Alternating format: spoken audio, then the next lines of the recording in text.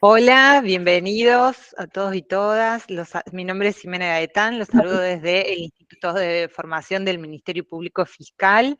Hoy vamos a dar inicio a la primera jornada de análisis práctico y dinámico de la guía del fuero contra el narcotráfico, relación con fallos relevantes.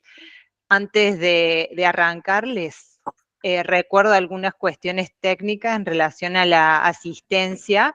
Va a ser mandada por un link al chat de la conversación y esa va a ser un formulario Google y esa va a ser la única forma de acreditar la asistencia mediante el rellenado del formulario de Google. O sea, por favor, no pongan en el chat su nombre, hola, acá estamos, ni nada por el estilo, solo las preguntas y vamos a únicamente acreditar la asistencia por el llenado del formulario. Ahora les presento a las doctoras Risi y Rojas Moresi de la Oficina de Seguimiento del Fuero de Lucha contra el Narcotráfico, que les van a explicar y les van a presentar la charla del día de hoy. Muchas gracias. Gracias, Jimen. Bueno, buenos días, buenas tardes a todos. Mi nombre es Daniela Risi, de la Oficina de Seguimiento. Mi compañera Pierre Rojas Moresi. Bueno, vamos en primer lugar voy a robar un poquito de tiempo nomás para agradecerle al Instituto por el acompañamiento que nos ha dado en este curso, a Jimena y a Américo, y a Gustavo, el director del Instituto, muchísimas gracias. A los disertantes, que apenas le propusimos el curso, dijeron que sí, que es María Candelaria Berberian, que es secretaria de la Secretaría del Fuero de Lucha contra el Narcotráfico de Carlos Paz, y a Emiliano Fernández, que es el dote fiscal de la Unidad Judicial de Narcotráfico. Dos cositas que les queremos decir. Los chicos pueden hacer preguntas, cuando termine un tema, pueden hacer preguntas y nosotros se las vamos a leer y ellos la van a contestar. Y después, la jurisprudencia que está y el PowerPoint, se los vamos a mandar a sus respectivos mails. Cuando termine la semana que viene, cuando termine el viernes, la semana que viene se van a tener los fallos a disposición. Así que, bueno, sin más, le damos lugar a los disertantes. Bueno, buenas tardes a todos. ¿Nos escuchan bien? Sí, bueno. Sí, buenas tardes. Buenas tardes. Primero queremos agradecer al Instituto de Formación por habernos invitado a participar de esta charla y también queremos agradecer a Daniela Risi y María Pía Rojas Moresi, la Oficina de Seguimiento, porque siempre están colaborando para que podamos hacer estas charlas más dinámicas y más prácticas para todos ustedes. Bueno, sin ir más, vamos a contarles lo que vamos a disertar. Por suerte tenemos 2 días. En el día de hoy vamos a hacer primero una introducción de cómo se llama el Foro de Lucha contra el Narcotráfico, porque hemos tomado conocimiento que hay personas que no pertenecen al fuero y que van a rendir por ahí los concursos que son ahora en el mes de octubre. Y queremos hacer como un pantallazo general cómo comienza a funcionar este Fuero de Lucha contra el Narcotráfico. Tuve la suerte de estar desde el comienzo en el año 2012. Después vamos a ir directamente a las figuras penales que más en la práctica trabajamos, investigamos nosotros. Y ya el viernes hemos dejado todo lo que es materia de derecho procesal penal con muchos fallos para que sea algo más práctico. Siempre va a estar relacionado con la guía que ha sacado el Instituto de Formación del Ministerio Público, la guía práctica para el Fuero de Lucha contra el Narcotráfico, que, como sabemos, es material de estudio para el concurso. Bueno, como dijo Daniela, pueden ir haciendo preguntas, y si no, vamos a dejar también unos minutitos por las dudas que quieran hacer otras preguntas en ese momento. Y si no, también, acá con Emiliano dejamos a disposición, ya tienen los pedidos, si después de acá se van y sienten alguna duda o algo que les haya quedado por preguntar, nos pueden pasar al oficial nuestro las preguntas que quieran, o si nos quieren pedir algún material, aunque todos los fallos y lo que hablemos ahora va a quedar en el Instituto de Formación y en la Oficina de Seguimiento para que puedan tenerlo ustedes como material de estudio. La idea es que sea una charla eminentemente práctica, poder darles un pantallazo de estos 12 años de fuero, las distintos que se ha ido dictando, pero con una idea de que puedan ustedes, ante el inminente concurso, puedan ver las distintas cuestiones que se les presenten, sobre todo aquellas que hacen a Vamos a tratar de, en la medida de lo posible, cuando avancemos con los temas, presentárselos también en un caso práctico, lo más escueto posible, lo más rápido posible. Inclusive, si sus preguntas van en ese sentido, sería mucho más rico la charla. También, respecto a esto, nosotros coordinamos con Daniel Risi y Pia Rosmonesi, que ellas van a recabar todas las preguntas y luego nos van a ir haciendo estas preguntas, puede ser en el momento, puede ser al final, de acuerdo a la cantidad de preguntas o relevancia de la pregunta, para poder ser mucho más específico. Bueno, empezamos. La ley que regula la materia de estupefaciente es la ley 23.737. La ley fue sancionada en el año 1989. Esta ley ha tenido muchísimas modificaciones, pero la más importante para la provincia de Córdoba es la ley 26.052, que es del año 2005, del 30 de agosto de 2005, que la misma introdujo modificaciones principalmente en lo que es la competencia judicial, propiciando la intervención de las justicias provinciales previa adhesión de una ley. El sistema, para que podamos entender, dejó de ser exclusivamente de la justicia federal, que era la quien hasta esa fecha investigaba y instruía todas las causas en materia de narcotráfico, y las provincias tuvieron la facultad de poder elegir adherirse a una ley para investigar estos delitos del narcotráfico, pero que se refieren al último eslabón de la cadena de comercialización. Ya vamos a ver a qué nos referimos cuando hablamos del último eslabón de la cadena de comercialización. Esta ley, como les dije, la 26.052, modificó el artículo 34, el cual quedó redactado de esta manera. Dice que los delitos previstos y penados por esta ley, la 23.737, serán de competencia de la justicia federal en todo el país, excepto para aquellas provincias y la ciudad de Buenos Aires que mediante ley de adhesión opten por asumir su competencia en las condiciones y en los alcances que se prevean en cada ley. Establece después, detalla los que quedan comprendidos dentro de la justicia provincial, que ya lo vamos a ver mejor en un acuerdo que sacó el Tribunal Superior un poquito más adelante. ¿Qué pasó en la provincia de Córdoba? La provincia de Córdoba empezaron a adherirse primero otras provincias, Buenos Aires, Entre Ríos, y la provincia de Córdoba se adhirió por la ley 10.067 en el año 2012. Se adhirió a esta desfederalización en materia de estupefacientes. Por lo tanto, la provincia de Córdoba, a partir del año 2012, el 29 de junio de 2012, asume la persecución, investigación y juzgamiento y represión de delitos de infracción a la ley 23.737, pero relacionados al narcomenudeo. El fuero empezó a funcionar el 1 de diciembre del año 2012.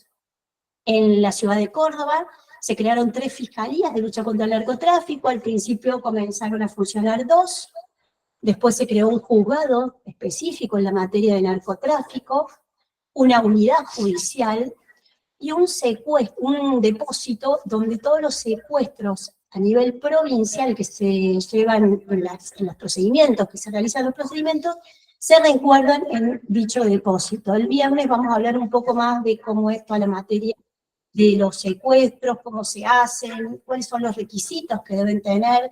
Se establecieron todos para secuestrar dinero, para secuestrar plantas, por ejemplo, o para secuestrar líquidos. Entonces, bueno, con motivo de eso, entonces, se crea este fuero de lucha contra el narcotráfico, y en la provincia de Córdoba tenemos entonces en la ciudad de Córdoba que se crean estas fiscalías especializadas. ¿Qué pasa en el interior? ¿Qué pasa en la provincia de Córdoba, donde no se crearon fiscalías especializadas en un primer momento?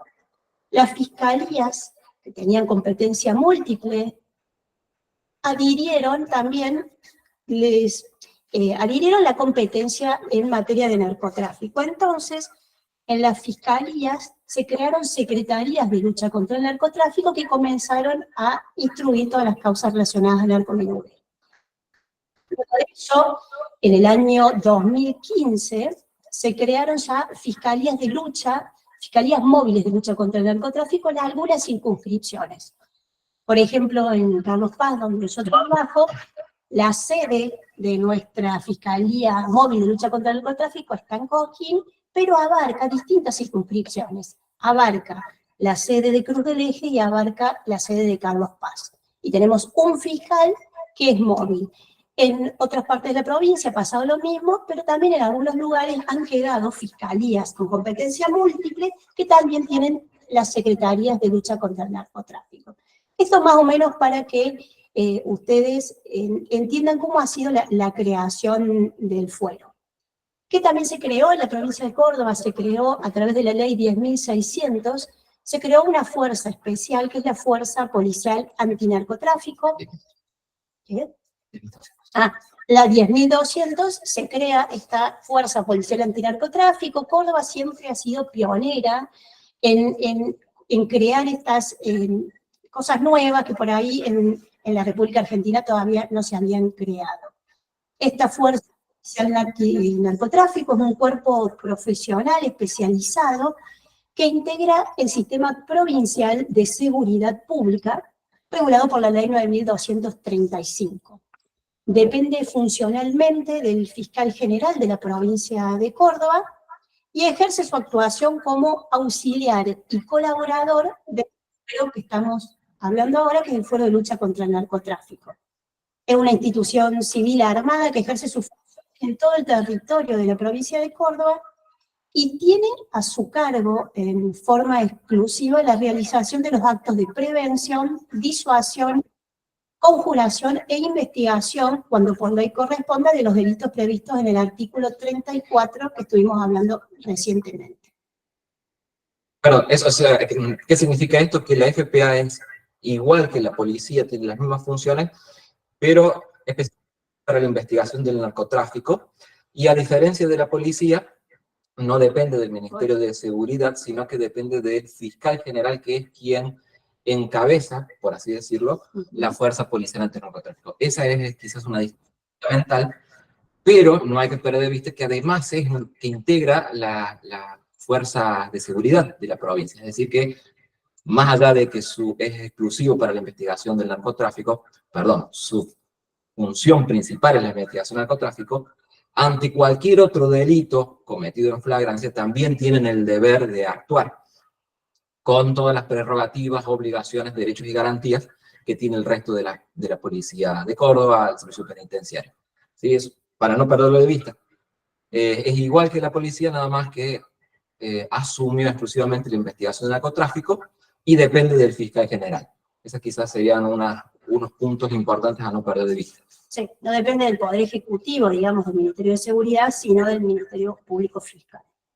Está la estructura de la FPA, está regulada por la ley 10.227, tiene un jefe y un subjefe que están a cargo, después hay brigadas en toda la provincia de Córdoba, que son las encargadas tanto de investigar los delitos, como también un grupo táctico que es el encargado de irrumpir en las viviendas cuando se va a realizar, por ejemplo, un allanamiento. También forma parte de esta fuerza el grupo de canes, de los perros, el K9, que una vez que irrumpen en las viviendas del grupo táctico, después ingresan los canes y después ingresan los instructores de las causas. Por lo menos así funciona también en el interior. ¿Qué también se ha creado en este fuero? Es un fuero que ha tenido innovaciones.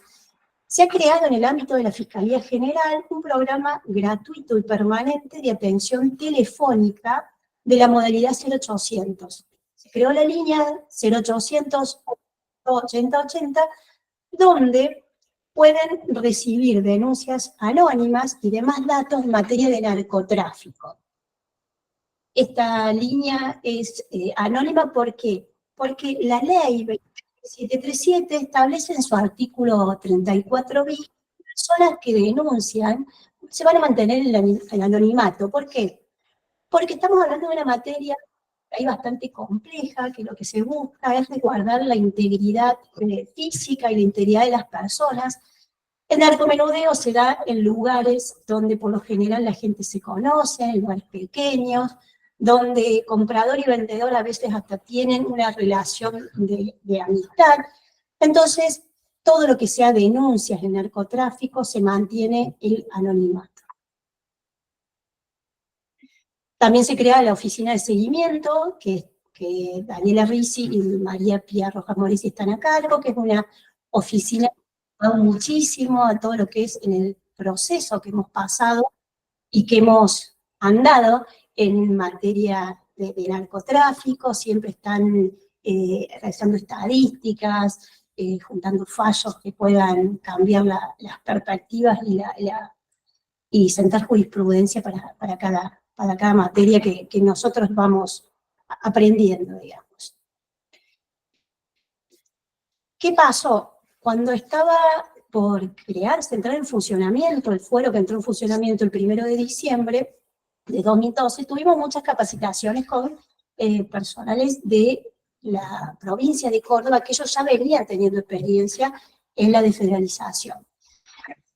Y para no tener conflictos que ya ellos iban suscitando, el Tribunal Superior de Justicia emitió el acuerdo número 10, que es materia de estudio, que estableció bien la competencia territorial de los centros judiciales del fuero penal, como les dije, pero lo más importante es que precisó qué delitos quedaban desfederalizados y dio una nómina de los delitos y estableció que la tenencia simple, la tenencia para consumo, la tenencia con fines de comercialización simple o agravada, que en un primer momento no quedaba claro si quedaba dentro de la desfederalización, la comercialización de estupefacientes, la entrega, suministro o facilitación de estupefacientes a título oneroso simple, y también los agravados, y también estas entregas a título gratuito quedaron para la investigación por la justicia provincial. La siembra o cultivo de estupefacientes para consumo personal, la confabulación para cometer los delitos, la facilitación de un lugar para el consumo de estupefacientes, el suministro infiel o indebido de sustancias medicinales, el suministro indebido, culposo, y los incumplimientos de los deberes para el suministro infiel. Son los artículos 204 a 215 del Código Penal, que si bien no se encuentran dentro de la ley 23737, con la modificación del artículo 34 se estableció que ellos quedaban de competencia de la justicia provincial también. Más allá de esta enumeración, que en definitiva no es taxativa, y el propio acuerdo lo dice, que es una guía, el resto de los delitos ya los va a explicar también Cande un poquito más adelante, en la medida que sean el último eslabón de la cadena de comercialización, si se cometan en esas circunstancias, también van a corresponder a la justicia provincial, al fuero nuestro aquí en la provincia de Córdoba, ¿sí? Eso es una guía. Los otros, con esa aclaración, también pueden ser investigados y juzgados por la justicia provincial. Bueno, justo ahí relacionando con lo que dice Emi, atento a todos los problemas que se estaban suscitando, la Fiscalía General, también a través de instrucciones, imparte políticas para los fiscales inferiores y emitió la instrucción número 8, que fue una de las principales del Fondo de Lucha contra el Narcotráfico, fija las pautas relacionadas con la política de persecución penal vinculada con la sí. Ah, claro, sí, prórroga sería. Y a la vez no sabía si se la quería dar o no. hicimos, yo hice igual el decreto. ¿Tienen la prórroga y avanzamos? O... Ahí está, ahí podemos. ¿Estamos? Bueno. Entonces, la instrucción número 8 de Fiscalía General, estaba la doctora Cáceres de Volati a cargo de la Fiscalía General en su momento, en esta época, establece las pautas relacionadas con la política de persecución penal vinculada con los delitos desfederalizados. ¿Qué establece esta directiva? Que deberá priorizarse el tratamiento de aquellos casos que importen ofertas de droga, bajo cualquiera de las perspectivas, cualquiera de las formas previstas por la ley, asegurando una eficaz persecución de los delitos que configuran el denominado último eslabón del narcotráfico. Esto es aquellos delitos en los que, como dijimos antes, se comercia, entrega, suministra estupefacientes o se tenga estupefacientes en dosis destinadas directamente al consumidor final. Otra de lo que ha planteado este instructivo 8 es que la tenencia de drogas ilícitos para consumo personal está regulado en la ley 23737, en el artículo 14, parte, o sea, no está derogado ese artículo, pero por jurisprudencia, fallo Arriola, que todos ya conocemos de la Corte Suprema de Justicia de la Nación, la causa 9080, declaró la inconstitucionalidad de dicho artículo, pero para el caso concreto. Entonces lo que dice el Ministerio Público Fiscal es, si bien en cada caso en particular hay que analizar si se dan los requisitos del fallo Arriola, esto es, que surja inequívocamente que la sustancia que tiene una persona es para consumo personal, teniendo en cuenta cómo fue el hecho y, por ejemplo, la cantidad de sustancia, o si lo tenía en su mochila, no estaba siendo ostensible el que la gente consumiera. Si bien es para cada caso en particular, el fin de la adhesión y de la ley y de la investigación de este narcomenudeo no es perseguir al consumidor, lo que se persigue es, como dice ahí muy bien, es la gente que está comercializando estupefacientes o realizando algunos de los delitos establecidos en el artículo 34. Ya voy a terminar todo esto para entrar más a los fallos, que es lo que me imagino que les interesa a todos. Otro de los problemas que surgieron cuando empezó a funcionar el fuero es que las pericias químicas las realiza una dirección de policía judicial. Las pericias químicas, cuando comenzaron a realizarse, demoraban 6 meses más o menos, entonces teníamos que pedir prórroga en las investigaciones. Entonces, lo que hace Fiscalía General, saca la instrucción 1515, aconseja a los fiscales de instrucción y a todos los que instruyen, más que todo causas en donde se investigan estos delitos, que no se pida la pericia química cuantitativa. ¿Por qué? Porque esto ya lo vamos a ver ahora, que está relacionada con la dosis umbral. Es un tema también que trajo algunos problemitas hasta que el Tribunal Superior de Justicia, en el fallo Cejas del año 2014, resolvió esta temática. Pero lo que dice más que todo, para que sepan, esta instrucción 1515, es que cita que cuando se pida pericia química, que se pida solo un informe cualitativo, porque para el informe cuantitativo, que es respecto a los componentes que tiene la sustancia, se demora mucho más porque tiene otro proceso. Entonces piden el cualitativo, que es que establece que estamos ante estupefacientes y ante qué tipo de estupefacientes, y si esos estupefacientes, como veremos más adelante, está en el decreto del Ejecutivo Nacional, establece para determinar paciente. Sí, básicamente, cualitativo lo que se pide es qué tipo de sustancia es y qué tiene, nada más. Y en cambio, cuantitativo se pedía además que nos dijeran en qué cantidades, en qué proporción de cada una de esas sustancias. Entonces nos decía, tiene un 5% de cocaína, un 7% de lidocaína y demás sustancias que en definitiva, ya va después a explicar Cande, no aportaban mucho más a la investigación o a determinar si esa sustancia era o no estupefaciente. Exactamente.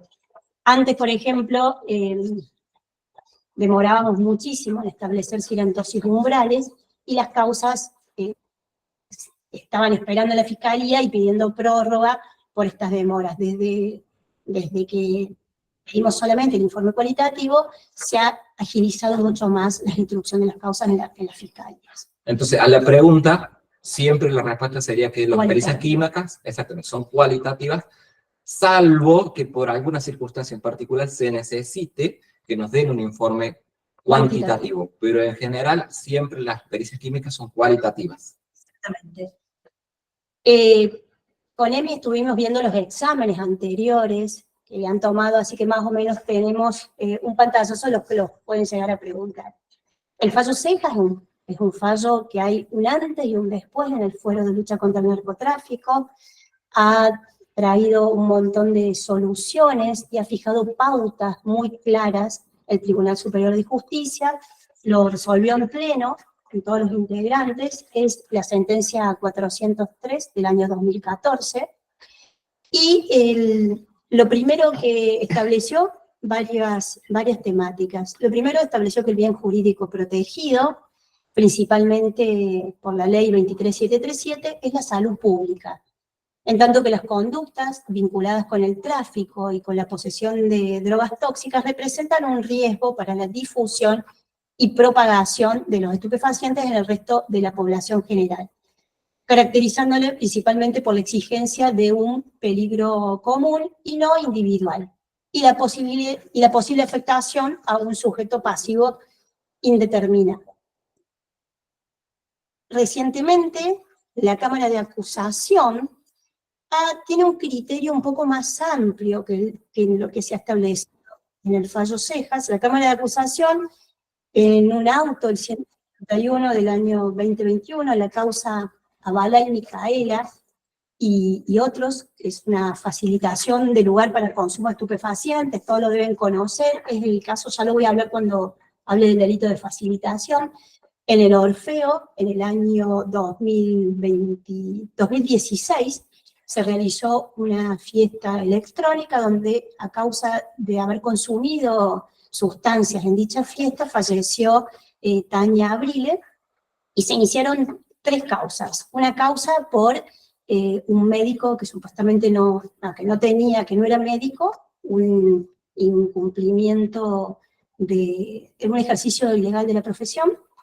Un homicidio culposo se investigó también por parte de los organizadores. Al médico se homicidio simple, está todavía siendo en etapa de juicio, y en esta causa donde se imputó a los organizadores facilitación de lugar para el consumo de estupefacientes, cuando llega la causa a la Cámara de Acusación, porque estaban resolviendo si los padres de Tania Abrile tenían legitimación para ser querellantes particulares en la causa, la Cámara de Acusación establece que el bien jurídico protegido en estos delitos, si bien en la salud pública, dice todos los delitos relacionados con estupefacientes, ponen en peligro abstracto, dice, el cual ya es una lesión considerada en relación con la seguridad de las personas en general, la que resulta efectivamente disminuida por la sola posibilidad de daños. Dice, y aquí es donde amplía y hace una diferencia, porque también en los exámenes le pueden preguntar fallos de la Cámara de Acusación, dice que a partir de la Convención de Viena de 1988, que fue ratificada por nuestro país, por la ley 24.072, y que tiene rango constitucional, acuérdense que cuando se reforma la Constitución Nacional en el año 1994, se incorpora en el artículo 75, inciso 22, párrafo 3, tratados y convenciones que protegen los derechos humanos. Entonces establece la Cámara de Acusación, a partir de la aprobación de esta convención que tiene rango constitucional, el tráfico ilícito de estupefacientes puede ser considerado pluriofensivo, por afectar, además de la salud, las bases económicas, culturales y políticas de la sociedad, y la misma seguridad y soberanía de los estados. La Corte Suprema de Justicia de la Nación, establece la Cámara, dice que también le ha reconocido ese carácter. ¿Pasamos? Bueno, Como ustedes saben, estamos hablando de delitos de peligro abstracto, cuyo fundamento de punibilidad es la peligrosidad general, independientemente del caso concreto, por lo que no se requiere que el bien objeto de protección haya corrido un peligro real.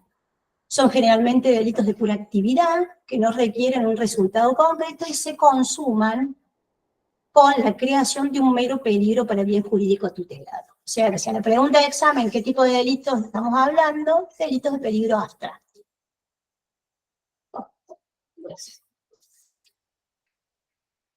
Ahora viene el tema de estupefacientes.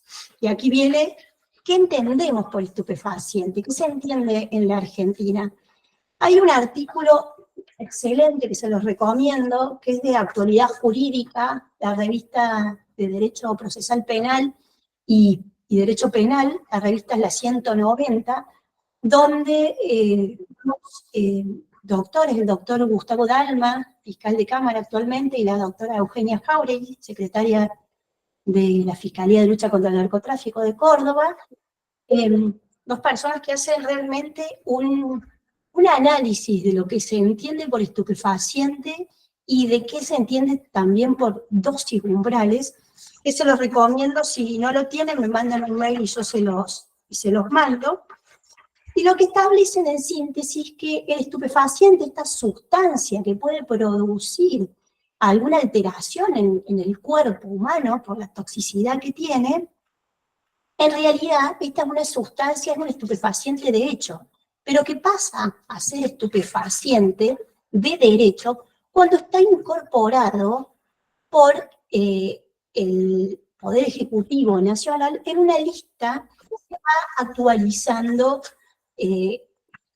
temporalmente. O sea, que si a la pregunta de qué son estupefacientes, estupefaciente es lo que está regulado este año se ha modificado ese decreto, es el decreto 635/24, que fue sancionado el 18 de julio del 2024. O sea, lo que no esté en ese decreto no es estupefaciente. ¿Qué nos ha pasado a nosotros? Con el correr de los años en el fuero, los químicos que hacen por ahí más que todo las sustancias más duras, las sustancias sintéticas, éxtasis, por ejemplo, LSD, van cambiando las moléculas de estas sustancias para que no estén contempladas en la lista del Poder Ejecutivo Nacional. Les pongo un ejemplo: secuestramos en Carlos Paz,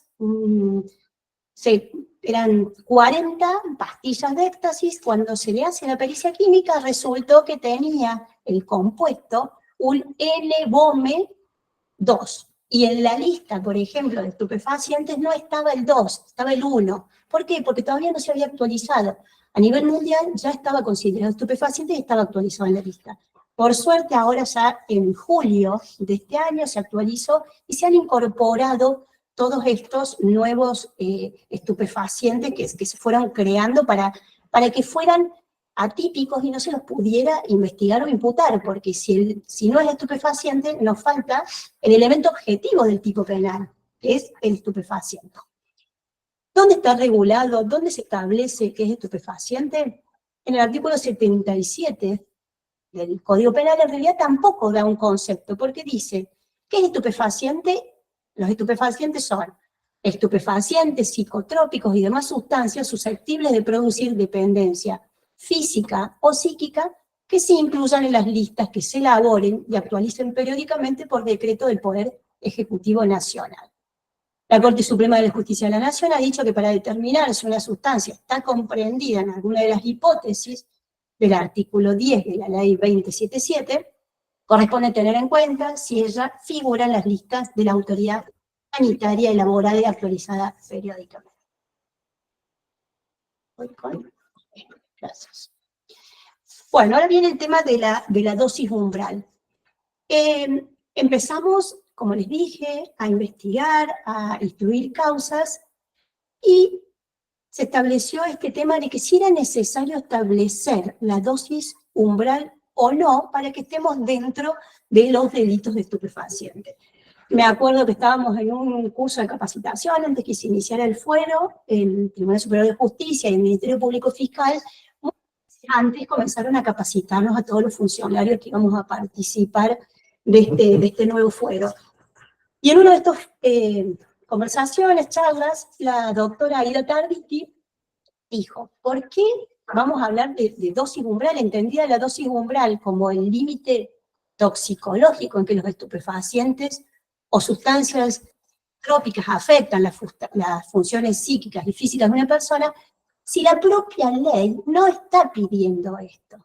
Entonces les quiero leer las conclusiones del artículo que les comenté recién del doctor Dalma y de la doctora Jauregui, y con respecto a eso dice que llegaremos al absurdo de concluir que es lícito comercializar con estupefacientes fraccionados en cantidades apenas inferiores a las denominadas dosis umbrales. Estas conductas contenidas en la normativa específica, insistimos, no requieren otros elementos más que los enunciados, pues de incluirlos excederíamos la voluntad del legislador. ¿Por qué vamos a exceder la voluntad del legislador? Si el legislador lo único que quiso establecer es que fuera estupefaciente. Nunca habló de que para que se dé la figura penal, por ejemplo, de la comercialización, tenemos que tener una dosis umbral, 2 dosis umbrales, ¿cierto? Eso es lo que marcó un antes y un después en la instrucción de causas y que agilizó mucho más, como les conté, el tema de las pericias químicas, porque antes teníamos que averiguar si tenían dosis umbrales o no, y si no llegaban a las dosis umbrales, en caso de haber imputado, teníamos que sobreseer por atípico, o si no, teníamos que archivar también, porque no se podía investigar, porque nos faltaba el elemento objetivo, que era el estupefaciente. Por eso es que en ese momento se pedían pericias químicas cuantitativas, para poder determinar si cada una de esas dosis que se secuestraban tenían o no la dosis umbral necesaria, es decir, si tenía la mínima cantidad de sustancia estupefaciente susceptible de alterar el organismo. Por eso se buscaba o se pedía la pericia cuantitativa, desde el fallo Cejas y luego el dictado de la instrucción de Fiscalía General dejamos de pedir, pero por esto, porque en realidad ya el TSJ nos dijo que no es necesario determinar si tiene o no la dosis umbral. Bueno, el tema de la competencia, ya recién hemos visto el fallo que ha marcado la postura del fallo del Tribunal Superior de Justicia de la Sala Penal, Di Tomaso, que es la sentencia 413 del año 2015, que como les dije al iniciar la conversación, la justicia federal es prioritaria en todo lo que es investigación de delitos en relación a estupefacientes, salvo las provincias hayan adherido a esta ley de desfederalización, y entonces asumen la competencia. ¿Cómo podemos distinguir, que puede ser también pregunta de exámenes, que corresponde a la justicia federal o a la justicia provincial? Bueno, la Corte Suprema de Justicia recurrió por ello a una interpretación sistemática que fue seguida en este fallo por el Tribunal Superior de Justicia y estableció que, por un lado, para delimitar la jurisdicción federal, consideró aquellos delitos que superan el límite de lo común. Imagínense que estamos hablando de delitos como tráfico de estupefacientes, transporte de estupefacientes de grandes cantidades, de empresas delictivas que cuentan con unas organizaciones narcotraficantes enormes, digamos. Y por otro lado, estableció el Tribunal Superior de Justicia, para esclarecer el alcance de la jurisdicción provincial, tuvo en cuenta los principios de política criminal que inspiraron la desfederalización. Respecto a por qué se da esta desfederalización, hay un montón de fundamentos, entre ellos el doctor Maximiliano Airavedian, en su libro del Foro de Lucha contra el Narcotráfico, dice que una de las razones que hizo que la provincia de Córdoba se adhiriera a esta desfederalización es la inmediatez con que la provincia puede actuar en el caso del narcomenudeo. ¿Por qué? Porque acá lo que estamos investigando es, por ejemplo, el señor de la esquina que tiene un kiosco que vende 1, 2, 3, pocas cantidades, que vende directamente al consumidor final. ¿Y a quién más que a la justicia provincial, a la justicia, a la gente que vive en el barrio, le va a interesar que esta persona sea investigada, se junten pruebas y se pueda cerrar, por ejemplo, este kiosco, que en realidad es un kiosco, como dije antes, que vende a consumidores finales, a pequeños consumidores, digamos, finales.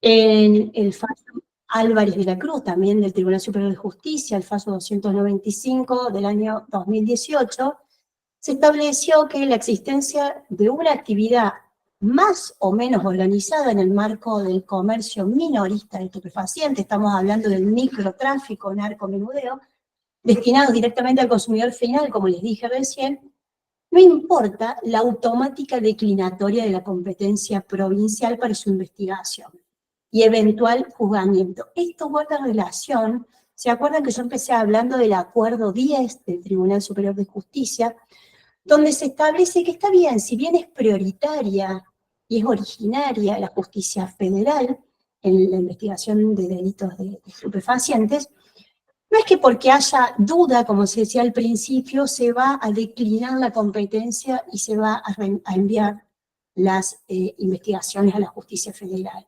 No, tenemos que investigar nosotros, también se pueden tomar las medidas urgentes, por ejemplo, si es necesario hacer un allanamiento para que no para hacer cesar los efectos del delito o para investigar más sobre la causa, la justicia provincial también es competente. Entonces, no porque sí declinar rápidamente la competencia y reenviar las actuaciones a la justicia federal. Yo ya empezaría a hablar de las figuras penales. Vamos a hablar de las figuras penales porque estamos viendo que... Vamos a hacerle caso a Cande, que se cree. Así que, no, porque estoy viendo que son las 3:25. Es lo que le va a servir a ustedes para el examen. Sí, es cierto. Y, sobre todo. Sí. Vamos a comenzar quizás con la figura principal, o aquella que se busca en el fuero, se investiga, que es la comercialización de estupefacientes, que está regulada en el artículo 5, inciso C, de la ley 23737, que como elementos esenciales del tipo, es decir, qué es lo que estamos buscando nosotros cuando imputamos por comercialización. Nosotros estamos buscando que es una actividad lucrativa, de intermediación, es decir, de intercambio, dinero por sustancia, u otros elementos, es decir, ya sea, puede ser dinero, puede ser que hayan entregado a algún otro objeto, es decir, o también trabajo, pero además tiene que haber una habitualidad y un fin de lucro. Porque lo que nosotros no estamos buscando no son actos específicos de comercialización, sino es un estado de comercialización, por así decirlo. Un solo acto o una sola venta, o ventas esporádicas, no determinan una comercialización por sí, sino sobre todo lo que es la habitualidad en esta comercialización. Es decir, una persona que encontró 5, 6, 10 dosis de estupefacientes y decide venderlas, no por eso va a estar incurso en la comercialización, pero sí puede caer en otras figuras de la ley 23737, no significa que sea atípica su actuación.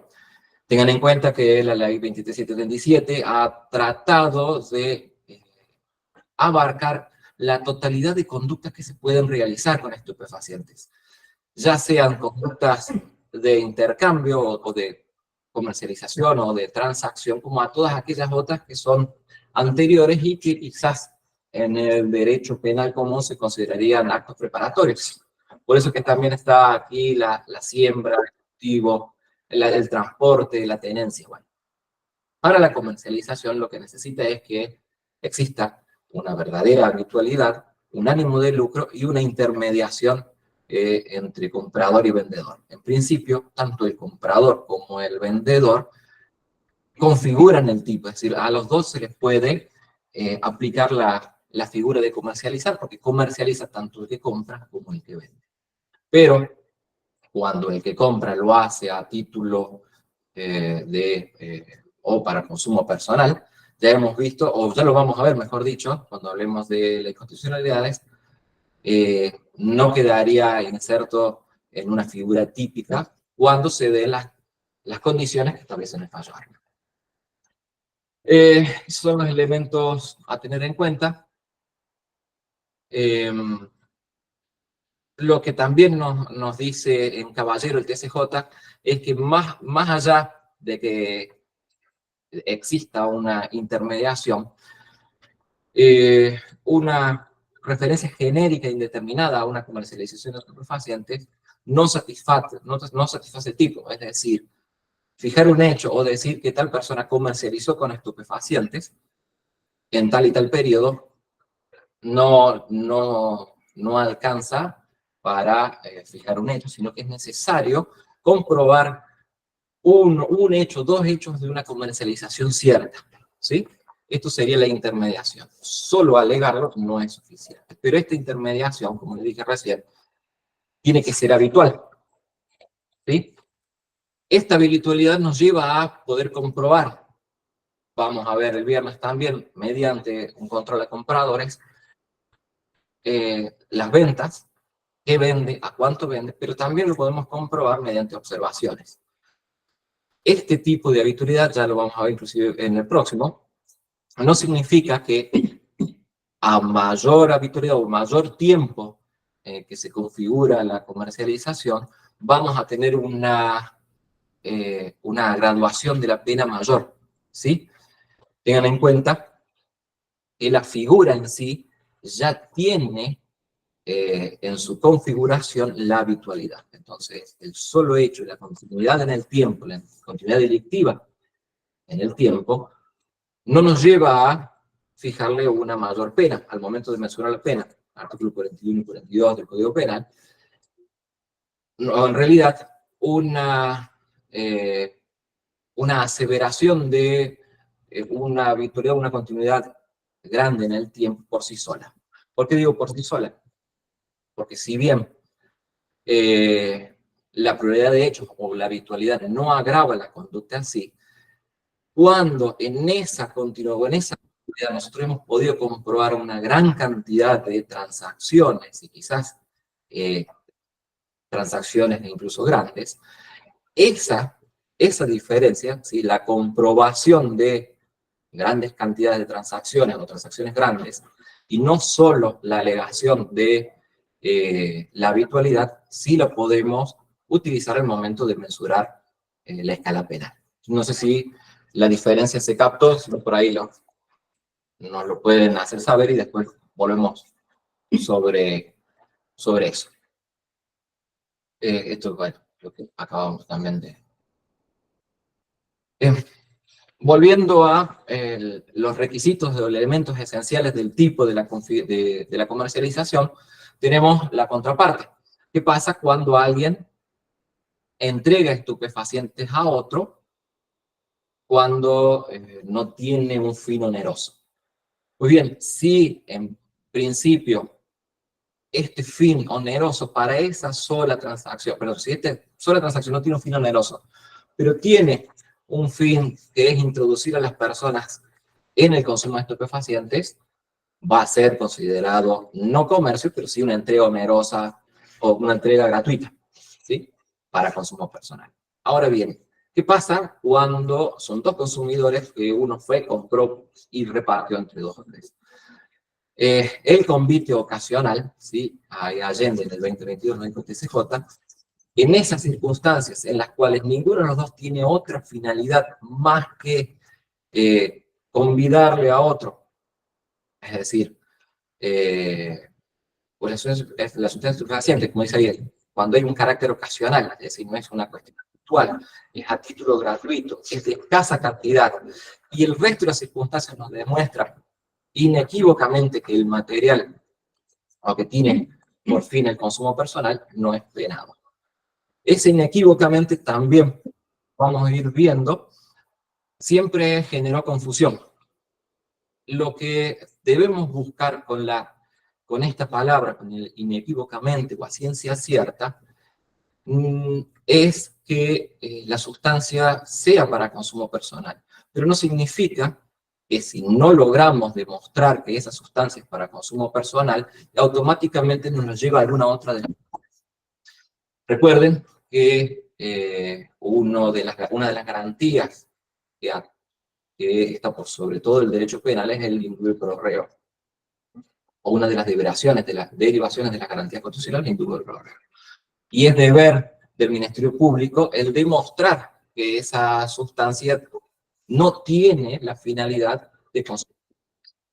Si no logra demostrarlo o si no logra descartarlo, se dan el resto de las circunstancias, es decir, ocasional, gratuito y de escasa cantidad, lo vamos a considerar como un convite ocasional y se entrega. Junto con la comercialización de estupefacientes. Emiliano, Sí. disculpa la interrupción.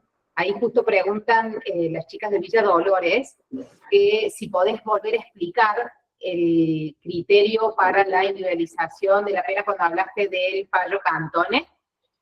Si podés, Sí. Ese y el anterior, si lo puedes volver a explicar.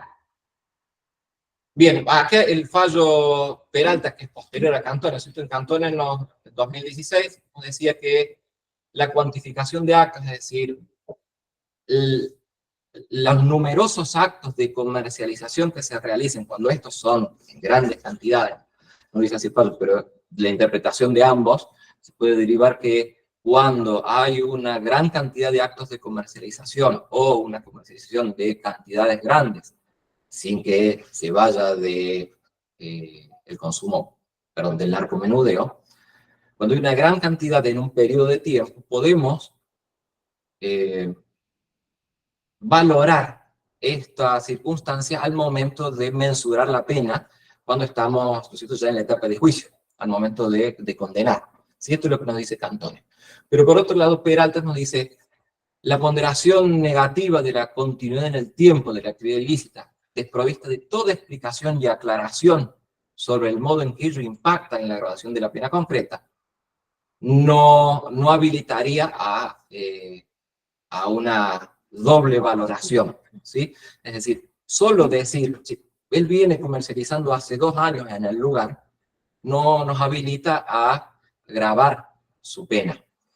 Pero si a esa habitualidad en el tiempo le sumamos que en ese periodo de tiempo comercializó muchas cantidades, porque hemos probado muchas comercializaciones y además hemos probado que se vendía en grandes cantidades, siempre dentro del último eslabón, podemos llegar a gravar su pena de acuerdo a las consideraciones del artículo 41 y 42. Esa sería la distinción, Pia.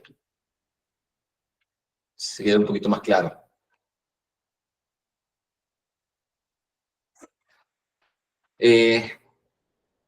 Continuamos entonces ahora con la tenencia con fines de comercialización.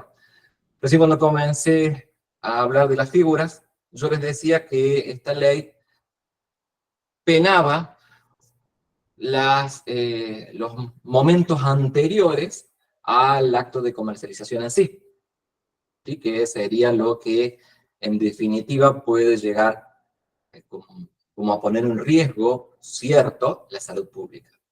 Pues bien, la ley, para poder combatir con mayor rigurosidad y con mayor efectividad el comercio, también entendió que se debían penar conductas anteriores que, como también dije, en el derecho penal común, fuera del narcotráfico, se considerarían actos preparatorios. Uno de ellos es la tenencia de estupefacientes con fines de comercialización.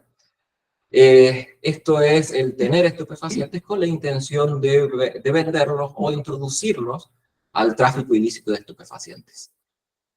Entonces tenemos aquí 2 elementos. Por un lado, dos elementos. Por un lado, que es la tenencia, ¿sí? Que es un elemento objetivo en donde se asienta esta figura, que es la tenencia de estupefacientes.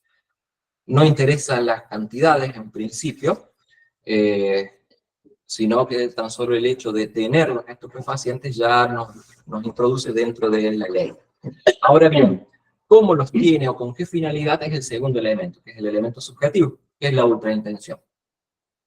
Esto es, como recién dije, que sería la finalidad de introducirlos al tráfico ilícito, a comercializarlos, ya sea por sí o por otra persona, que también hay que tenerlo en cuenta. Yo puedo tener estupefacientes en mi casa y nunca dedicarme a la venta de ellos, pero sí tenerlos para que mi vecino, que es el que se dedica, los pueda vender. Yo también, entonces, en ese caso, tengo estupefacientes para comercializar. Acá hago la aclaración, lo que está diciendo Emi.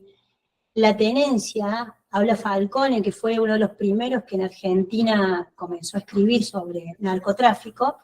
Él dice que la tenencia en materia de narcotráfico es mucho más amplia que la tenencia, como por ejemplo, de las armas. El tener bajo tu ámbito de disposición inmediato un arma, en este caso, como bien dijo Emi, puede ser que uno tenga disposición sobre esa sustancia que tiene el vecino, pero que no tenga materialmente la sustancia en ese momento. Es muy común que pase esto en las investigaciones que hacemos nosotros, porque esa persona ya, nosotros justo ahora en Carlos Paz estamos investigando una que todo el mundo sabe que esta mujer toda la vida vendió a su familia y todo, entonces ella tiene la droga en otra casa para no, dice entre comillas, las intervenciones telefónicas, quemarse, para que no la quemen porque ya saben que puede llegar a tener. Ella tiene disposición sobre esa sustancia, ella habla por teléfono y le dice, tráeme, vende, hace tantos envoltorios, tiene disposición sobre eso, pero no tiene el contacto material, que es cuando, por ejemplo, nosotros tenemos un arma bajo disposición material nuestra. Esa es la aclaración. Sí, sí, vale la aclaración.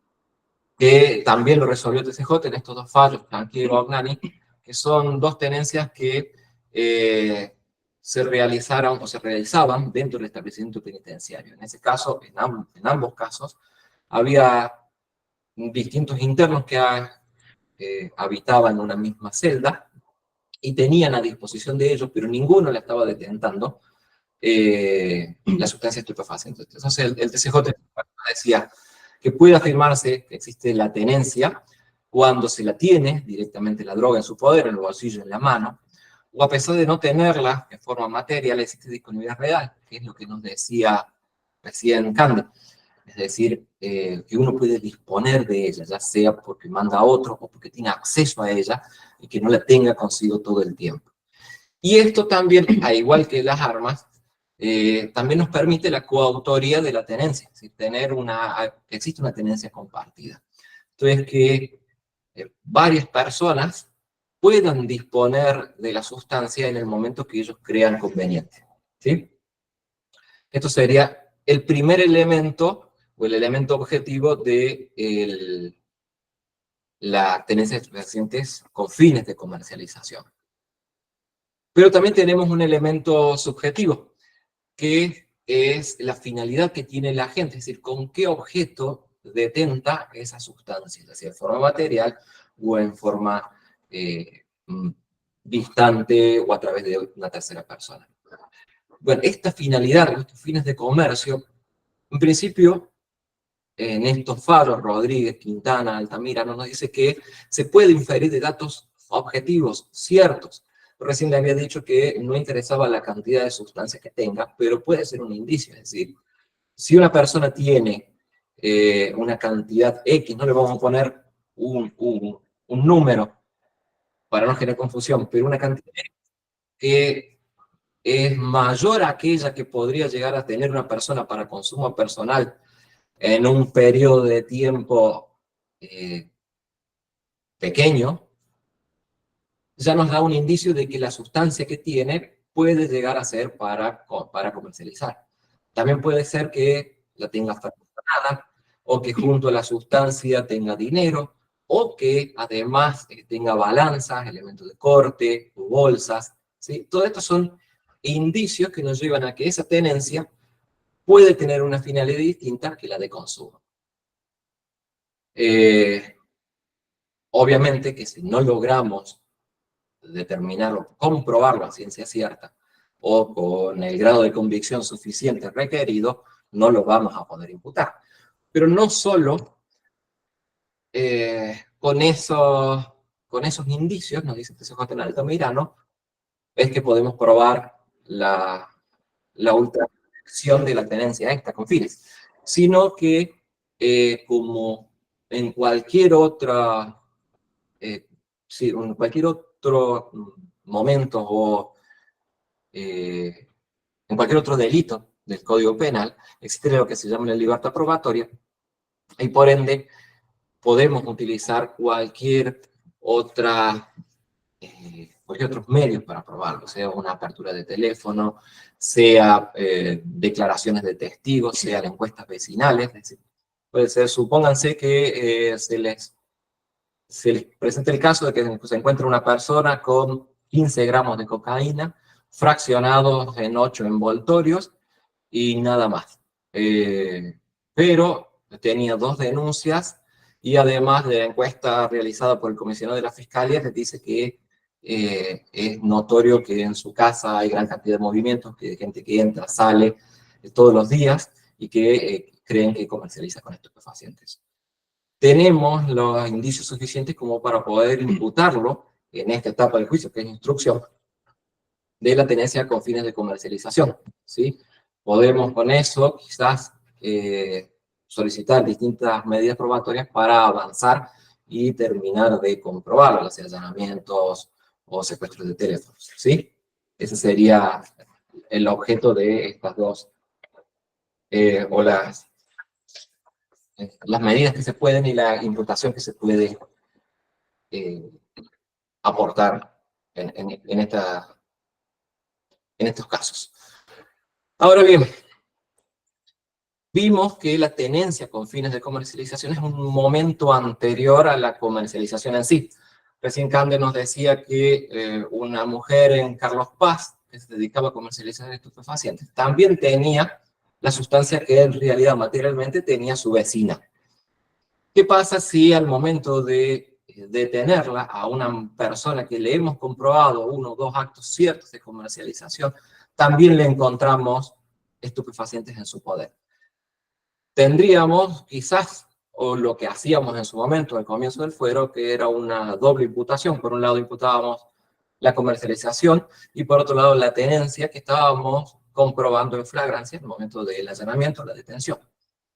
Cejas nos viene a decir que al requerir la habitualidad en la comercialización, esta habitualidad constituye, o esta habitualidad también absorbe todas aquellas otras actuaciones o acciones que realiza el autor que tienden a realizar el tipo, ¿sí?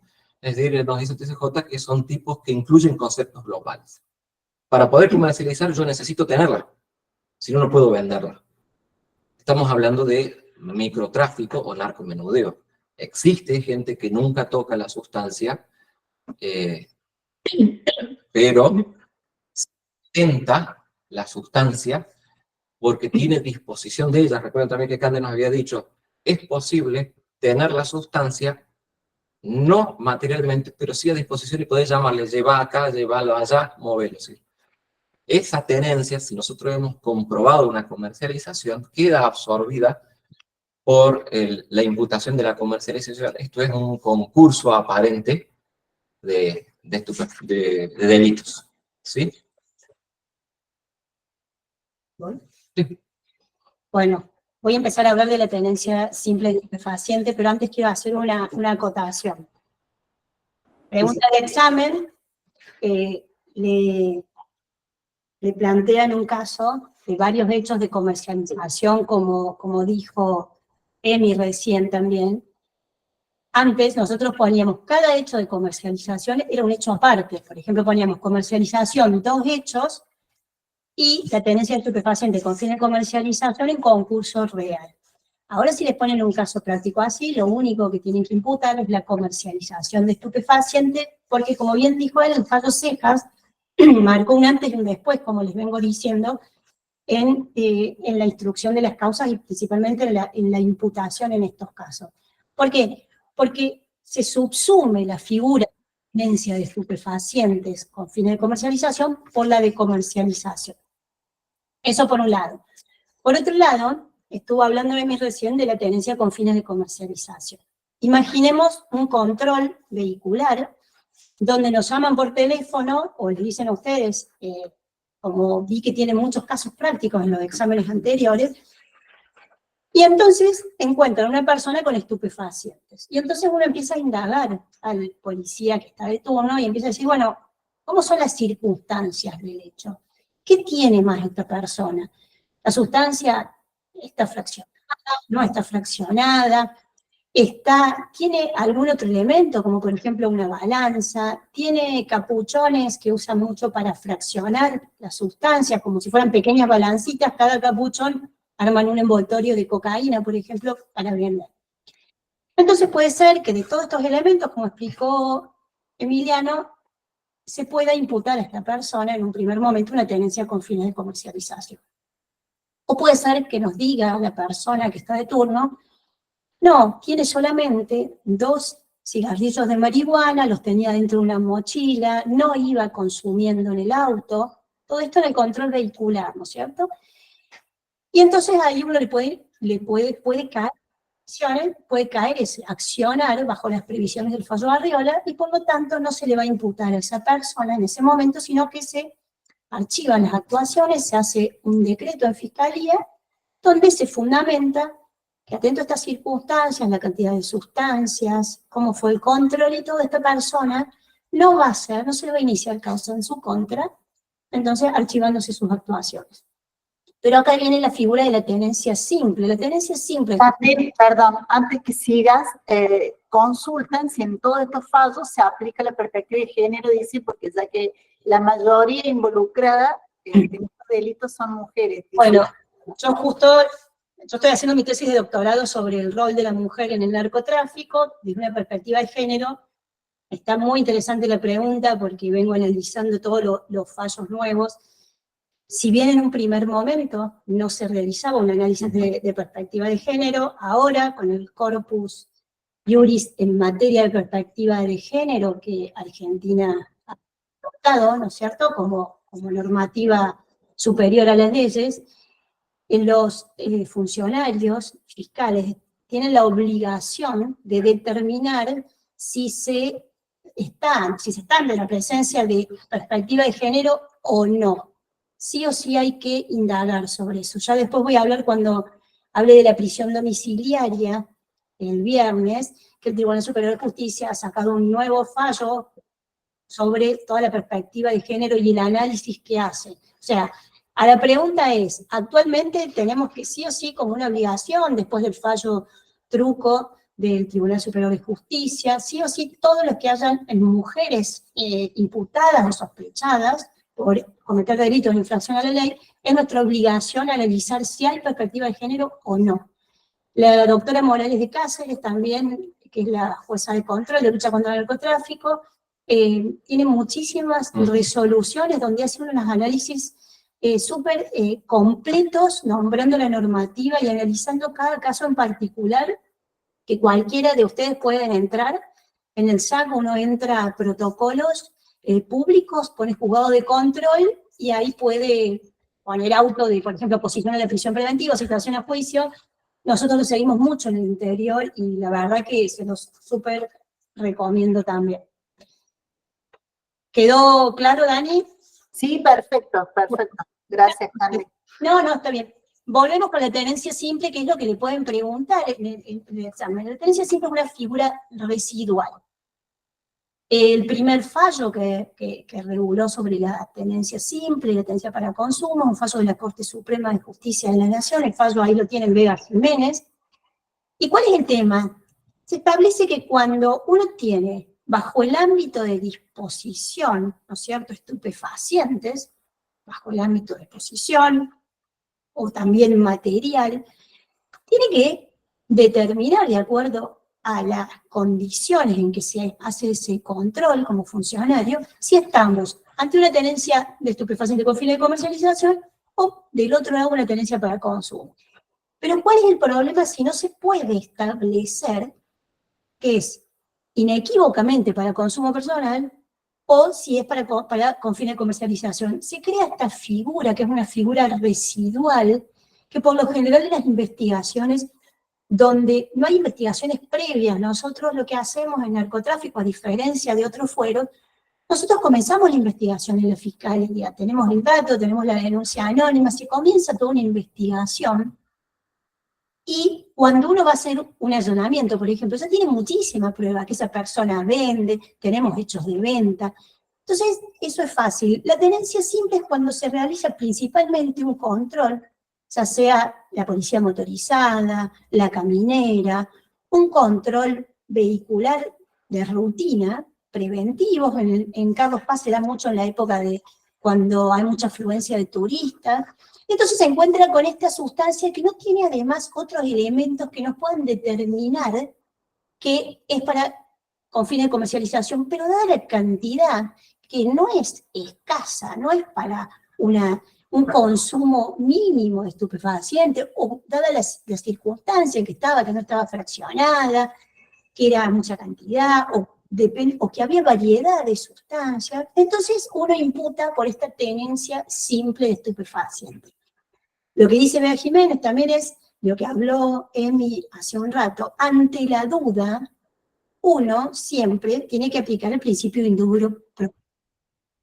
Lo que dice el TCJ en el fallo Arriola, y que está relacionado con Bea Jiménez, es que para que se dé la imputación, para que caiga bajo las previsiones del fallo Arriola, esto es el consumo personal y poder así declarar la inconstitucionalidad en el caso concreto, tiene que surgir inequívocamente es para consumo personal. Y teniendo en cuenta, como dijo él, ¿no?, las circunstancias del caso.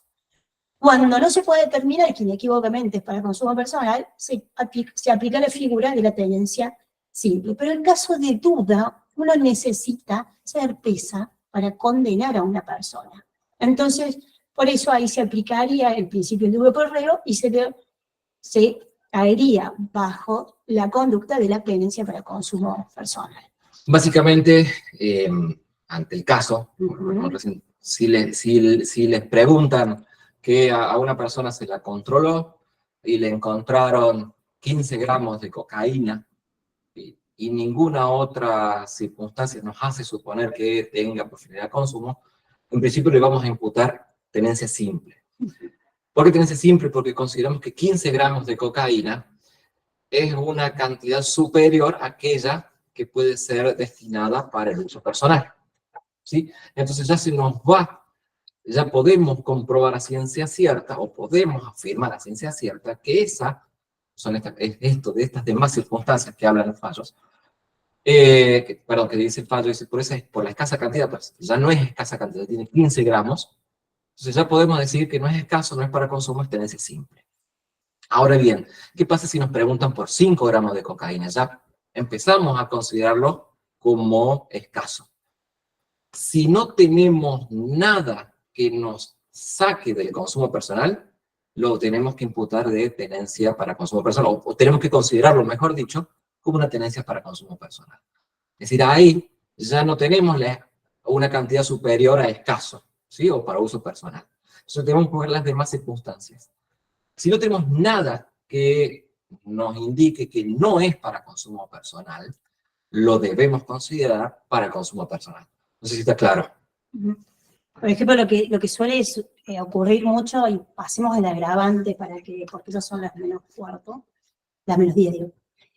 Lo que suele ocurrir mucho es que, por ejemplo, nosotros en un comienzo le imputamos una tenencia simple, se le secuestran, por ejemplo, celulares, todo el mundo suele tener celulares, y entonces del celular surgen hechos de comercialización muy claros y abundantes, entonces ahí modificamos después la imputación de tenencia simple a una tenencia con fines de comercialización. ¿Estamos? Pero estamos hablando, como dice Emi, cuando encuentran una sustancia y no hay ningún otro elemento más que la sustancia.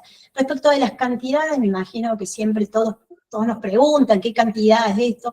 No podemos establecer un parámetro porque se tiene que analizar todas las circunstancias. En materia de cocaína hay un fallo que fue hace muchos años, que el tribunal, la justicia federal dijo que había como un límite entre 10 gramos de cocaína, podía ser ya tenencia simple, pasaba lo que era tenencia para consumo, pero cantidades no va a haber. En Carlos Paz hay un fallo que está puesto ahí, que se lo vamos a dar, es un fallo que el juez de control le habíamos imputado una tenencia simple y él estableció como un parámetro entre 45 más o menos gramos de marihuana. Pero fue un fallo para un caso específico que tenía ciertas condiciones, digamos. Pero no hay establecido cantidades porque hay que analizar, como dijo Lemi, también los elementos subjetivos. Si solo hablamos de cantidades, sí podemos hablar de unos 7, 8, unos 10 gramos de cocaína, tenencia para consumo. Pero siempre son las demás circunstancias lo que nos va a determinar qué imputación aplicar. Si en marihuana además de algunos fallos que van en el sentido que nos dice Cande, tenemos la ley de uso medicinal del cannabis, que ya nos establece un límite que habla de 40 gramos de sustancia que uno puede transportar. Entonces ya tenemos una interpretación legal, ¿sí? O una interpretación legislativa de lo que se considera consumo personal. Ya lo vamos a ver más adelante. Tiene que haber carnet de reprocan, exactamente, un montón de requisitos. Pero lo vemos el día. no nos vamos a adelantar. Antes de pasar a las agravantes, sí me gustaría hablar sobre lo que es la entrega, porque ha habido varias preguntas siempre sobre la entrega de estupefacientes, sobre todo en contextos de encierro. ¿Qué suele suceder? Se presentan las visitas a un establecimiento penitenciario, sea aquí, sea en Cruz del Eje, sea en las alcaldías en el interior, y al momento de requisarlas o registrarlas, les encuentran estupefacientes en su poder. En un primer momento, quizás todos conozcan o hayan estudiado algunos lo que fue el fallo Bazán, que fue del juzgado de control, que en ese momento, con una integración distinta a la actual juzgado de control de Córdoba, el doctor Rodríguez nos decía que el solo presentarse al establecimiento con estos estupefacientes en su poder no nos indicaba a ciencia cierta que estábamos ante estábamos ante una entrega en grado de tentativa, porque no había aún un comienzo de ejecución, es decir, el accionar de entregárselo. Muy bien, hemos avanzado en esto, y actualmente sí podemos considerar el presentarse al establecimiento penitenciario con estupefacientes en nuestro poder como un comienzo de ejecución de una entrega de estupefacientes que, al ser detectado, quedaría en grado de tentativa. Pero ahora, ¿la consideramos onerosa? ¿La consideramos gratuita? ¿La consideramos para consumo personal? Esta figura de la entrega tiene dentro de su configuración o de su norma, ha sido normado de tal forma que podemos considerar una entrega a título oneroso, el cual llevaría una pena similar, perdón, idéntica a la de comercialización, una entrega a título gratuita, ¿sí? Que tiene una escala penal un poco menor, pero aún así hay una figura más leve, que es la entrega de estupefacientes a título oneroso, que tiene por finalidad el consumo de estupefacientes, perdón, el consumo personal de quien lo recibe, ¿sí? Si bien este fallo es un fallo del juzgado de control, sí me es útil traerlo a colación, ya que nos explica qué podemos o cómo podemos considerar si es ocasional o no ocasional. Es decir, si es tengan en cuenta que para la figura leve de la entrega tiene que ser ocasional a título gratuito y para consumo personal de quien la recibe. Si no se nos presenta el caso de que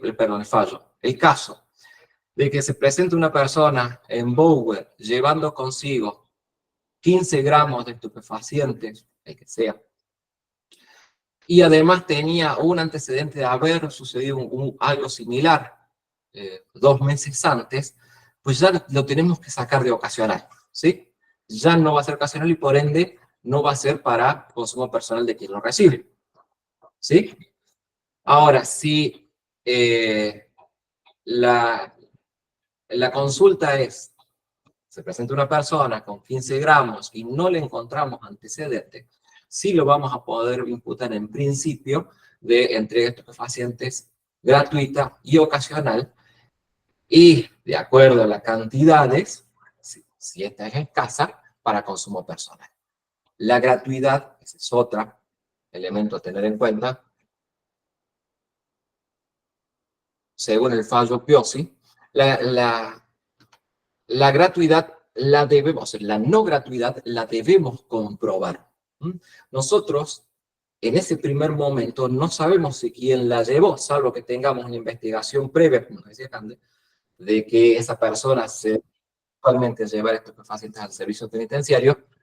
No tenemos otro elemento para determinar si es gratuito u oneroso, más que la tenencia de drogas en el establecimiento penitenciario. El hecho de que tenga dinero consigo, no nos hace suponer que ese sea una contraprestación por llevar esa droga. Entonces, en principio, todas las entregas que se presenten en el examen, o en principio todas las entregas en un primer momento, las vamos a imputar en forma gratuita.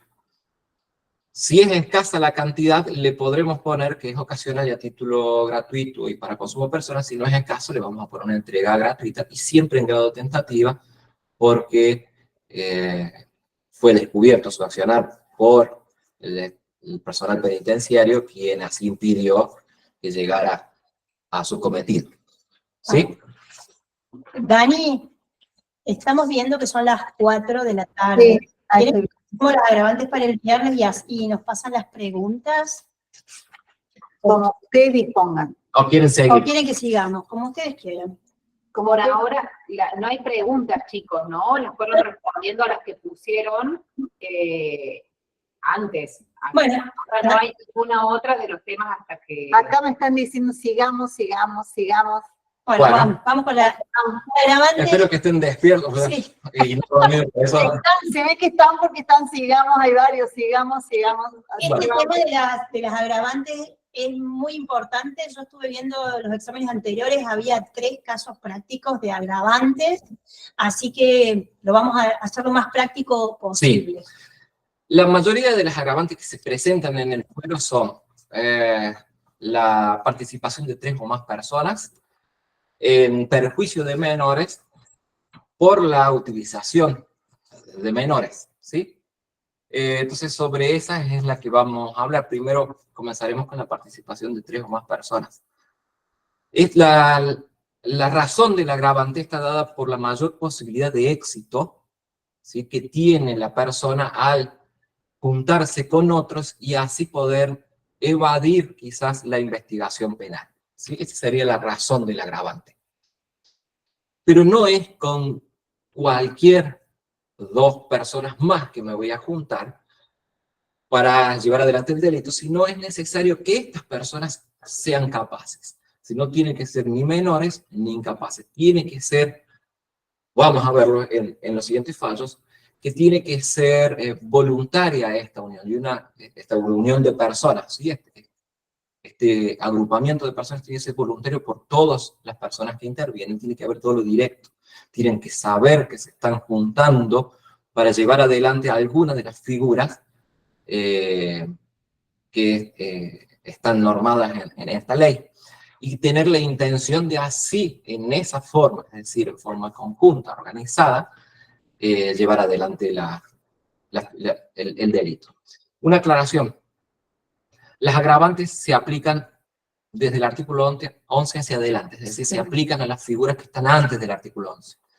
No se agravan a la tenencia simple, no se agravan a la tenencia para consumo personal, o no se aplican, perdón, no se aplica la confabulación en ninguna de las figuras que vienen después del artículo 11.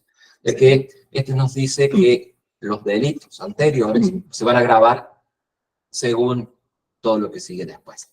Entonces, a tenerlo en cuenta es importante, porque inclusive nosotros en algún momento, quizás sin pensarlo mucho, supusimos alguna tenencia simple agravada por haberla encontrado dentro de un establecimiento, pero no, solamente para las figuras, sobre todo el artículo 5 y el artículo 7, son las que agravan, ¿sí?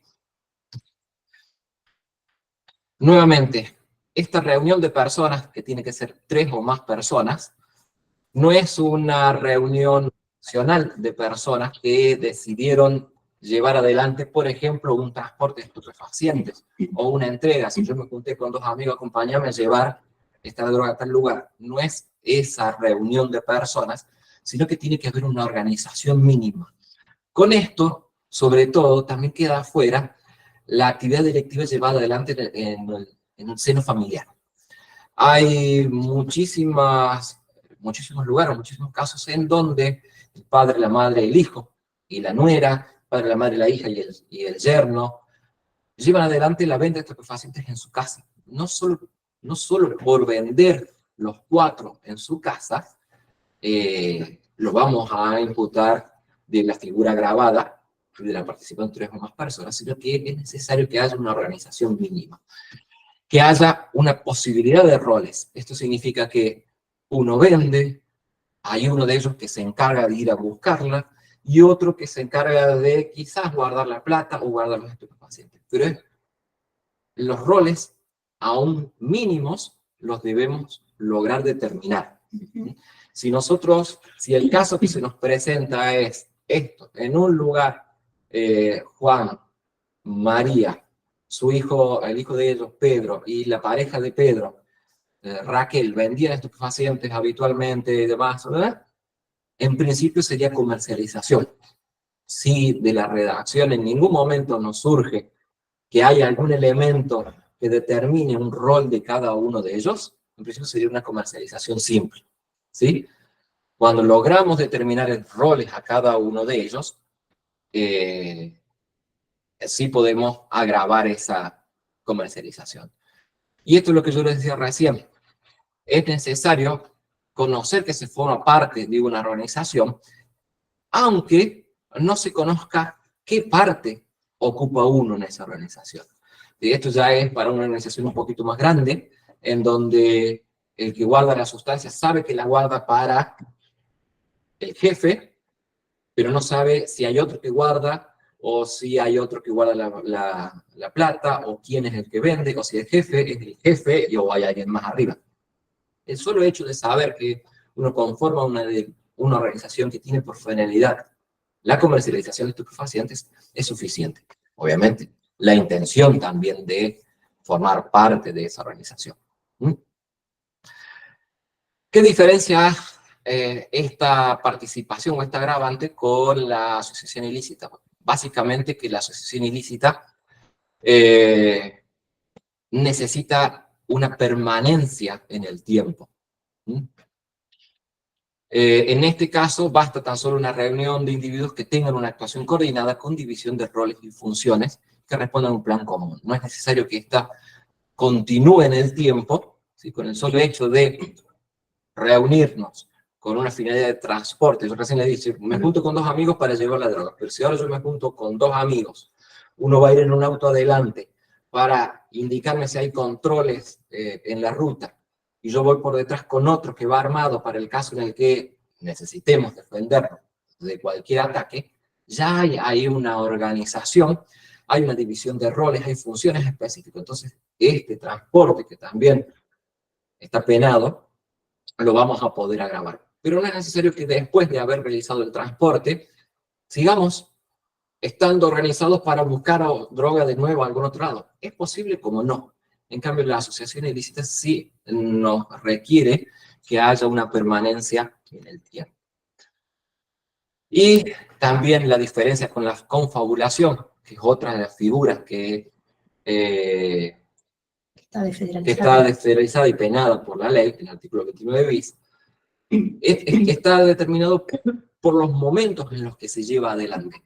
Si yo puedo confabular con 2 amigos más para hacer ese transporte del que veníamos hablando, y estamos en un momento anterior, es decir, nos juntamos, hablando en serio, no en una reunión entre amigos haciendo bromas, sino en una reunión en donde estamos organizando un verdadero transporte de sustancias estupefacientes, y decimos, vos vas a hacer esto, esto, aquello. O sea, con el solo hecho de organizarse en ese sentido, quedamos incursos en el delito de confabulación. Ojo, que el delito de confabulación, de cualquiera de las figuras que estamos viendo, cuando se llega a cometer el delito que se confabuló, no implica un concurso delictivo, es decir, no es que se confabuló y además va al concurso real o ideal, cual que sea, con el transporte. El hecho de haber llegado a concluir aquello a lo que se confabuló absorbe de la misma forma que la comercialización absorbe la tenencia, absorbe la confabulación, o esta reunión de personas absorbida cuando logramos llevar adelante la figura o el delito que quisimos llevar adelante. ¿Sí se explica, no? Sí. Bueno, otra de las agravantes... Pregunta, perdón. Sí. ¿Hay organización entre un proveedor habitual y los que le compran para vender? En Dice acá, prin- En principio. intención de conformar una organización, bueno, sería organización entre un proveedor y los que le compran para vender después. Sí, en principio, yo no lo organizaría, salvo que pueda ver que hay una relación mayor al simple proveedor. Es decir, el hecho de que yo le compre siempre a la misma persona las sustancias estupefacientes y no tenga injerencia ni él en lo que yo hago, ni yo en lo que él hace, no habría organización. Hay tan solo una figura de una comercialización en una cadena superior al microtráfico, pero en un eslabón superior en la cadena del tráfico.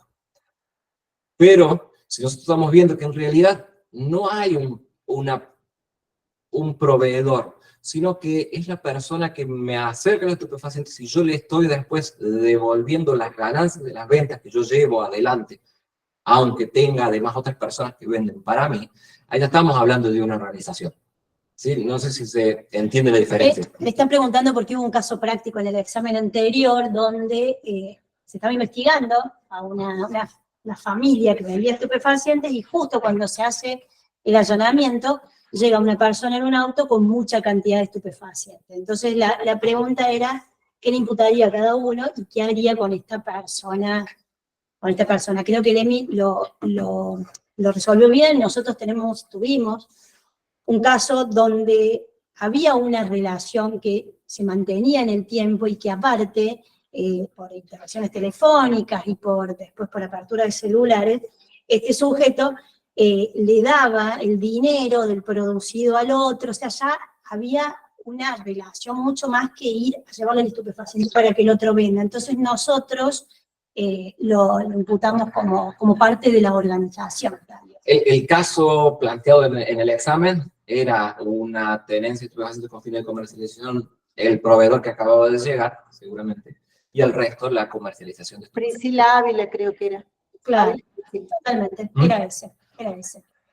Bueno, una de las agravantes también es servirse de menores de edad. El artículo 11, inciso A, como todos ustedes saben, acá el mayor grado de injusto del autor es porque se sustenta tanto en el hecho de... Antes que empiecen otra pregunta, si me podrían, dice, en el listado del Poder Ejecutivo que considera estupefaciente, dice, si no está en la lista, ¿se puede imputar el delito? No, si no está, no es estupefaciente, porque eso es lo que yo explicaba bien en este artículo que hay de la actualidad jurídica. Pasa a ser estupefaciente cuando está inscrito en la ley, por eso se llama estupefaciente de derecho, o sea, queda abarcado por la normativa cuando está en ese decreto. Si no está en ese decreto, es sustancias ilícitas que pueden producir todo lo que quieran, pero no nos falta el elemento del tipo, que es la sustancia, digamos. Sí, es un elemento normativo que tiene que estar sí o sí. Claro, si no es atípico y no se puede, hay que sobreseer como yo conté o hay que archivar en el caso que no se haya imputado a persona en esa causa. ¿Sigo, Dani? Bueno, la razón del agravante, como recién estábamos hablando, cuando se sirve de un menor, es el mayor grado de injusto del autor que se sustenta tanto en el hecho de introducir a este niño en el mundo del delito del narcotráfico, narcomenudeo, este repudio que hay, que merece la elección del menor por parte del sujeto activo para llevar a cabo este propósito delictivo y buscar así su impunidad, y comprende tanto el supuesto de autor inmediato, esto quiere decir que utiliza al menor como un instrumento para que realice sus fines ilícitos, y sin importar que, por ejemplo, este menor sea inimputable, puede tener falta de madurez mental, sujetos carentes de salud mental o imputables inducidos por error, como otras formas de participación. Perdón. Sí. ¿Qué es una diferencia con la participación de 3 o más la sujetos? participación de 3 o más sujetos. Donde todos los autores, todos los partícipes tienen que tener la calidad de autor, o sea que tienen que ser adultos con plena discernimiento, intención. En ese caso de la participación te pregunta cómo quedó el fallo del transportista. Como el fallo del transportista, perdón. Que contaban recién cómo se resolvió el fallo del transportista, sin la agravante, supongo. Claro, claro, claro. Exactamente. El concurso pasado, Sí, el sí, examen pasado. Claro. Sí, el agravante. El transportista es tenencia con fines Ujú, y el resto es comercialización de estupefacientes. ¿Mm? exactamente. Quería terminar justo con un temita, porque el agravante es solo sirviéndose de un menor. Si es una persona, si es mayor, aunque sea incapaz y aunque sea declarado incapaz, el agravante no va. Es solo para los menores. ¿Sí? Eso que quede claro, porque también puede generarse la confusión el hecho de que la razón del agravante es la menor capacidad del menor o la falta de discernimiento del menor. Solamente es sirviéndose de un menor. Ujú, exactamente. Entonces, si no es el menor. Sí, sí. Resulta indiferente para el tipo penal que el autor haya logrado la colaboración del menor para cometer el delito mediante su voluntad viciada o no.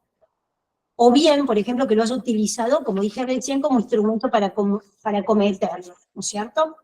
La ley no distingue ni efectúa condicionamiento alguno en cuanto a la participación que debe tener el niño. Eso lo establece en el fallo Cejas. En el aspecto subjetivo que requiere esta agravante, basta que el autor conozca que se trata de un niño menor de edad, del que se está valiendo para llevar a cabo el delito, o lo que supone también el conocimiento de la naturaleza del aporte o colaboración del niño. Téngase en cuenta que es sirviéndose de un menor o también en perjuicio de un menor. Ahí me genera confusión yo, porque en perjuicio, sí además, uno puede realizar la conducta. Uno, al venderle a un menor, a un incapaz o a una mujer embarazada, también queda dentro de la agravante del inciso A. Pero no es por servirse del menor, sino por haberlo hecho en perjuicio de estas personas. Exactamente. Ahí me vino justo recién la confusión. Nosotros tuvimos un caso en Carlos Paz, que era un farmacéutico que le vendía pastillas de Viagra a menores. Y cuando va para el caso de saber que eran menores, la defensa dijo que no sabía que eran menores. Cuando pedimos las cámaras de la farmacia que lo estaban filmando, los chicos tenían el uniforme de la escuela. O sea que esos son elementos que hay que tener en cuenta para demostrar este elemento subjetivo de que el autor tiene que saber que son menores de edad.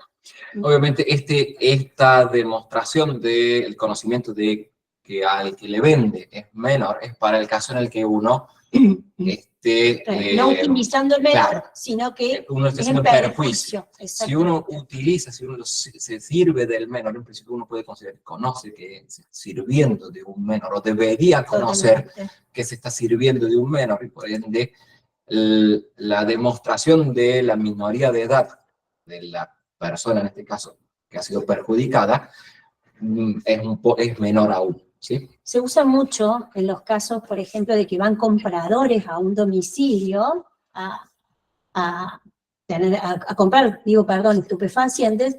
Entonces el vendedor está dentro de la casa y le da a los menores el envoltorio para que él lo lleve afuera y salga a la vereda, o que venda en el barrio, digamos, para él lograr también su impunidad. Eso porque es más difícil demostrar esta conexión de que le da al menor para que el menor lo venda. Otra de las agravantes... Andy, perdón, preguntan, ¿la agravante en perjuicio de un menor también se aplica para incapaces? Sí. La que es en perjuicio de incapaces, sí, mujeres embarazadas y menores. No así el sirviéndose de un menor. Exactamente. Esa es la diferencia. Están en el mismo inciso, pero son dos figuras distintas. Son dos primer supuesto y segundo supuesto. Exactamente. Hay que aclararlo porque también pregunta, ¿también se aplica para incapaces? O sea... Claro, por eso no.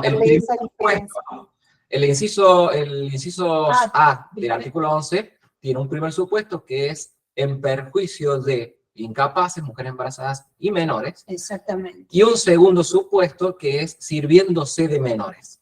El primer supuesto sí comprende las tres personas, los menores, incapaces y embarazadas. Y el segundo, que es la utilización, no. Es decir, si yo vendo a un menor, a un incapaz y a una mujer embarazada, voy a estar comprendido en el agravante, pero si me sirvo de una mujer embarazada, no estoy comprendido del agravante. Si me sirvo de un incapaz, no estoy comprendido del agravante, solamente si me sirvo de un menor. Perfecto. Acá hay otra pregunta. ¿Se tiene en cuenta la diferencia de edad entre el imputado y el menor de que se sirve? Que es como el fallo. Ese es el fallo, creo que el fallo del Tribunal Superior de Justicia, donde se estableció, porque lo que estamos hablando es que el mayor trata de, como vendría a ser, aprovecharse del menor. Por eso tiene que haber una diferencia de edad.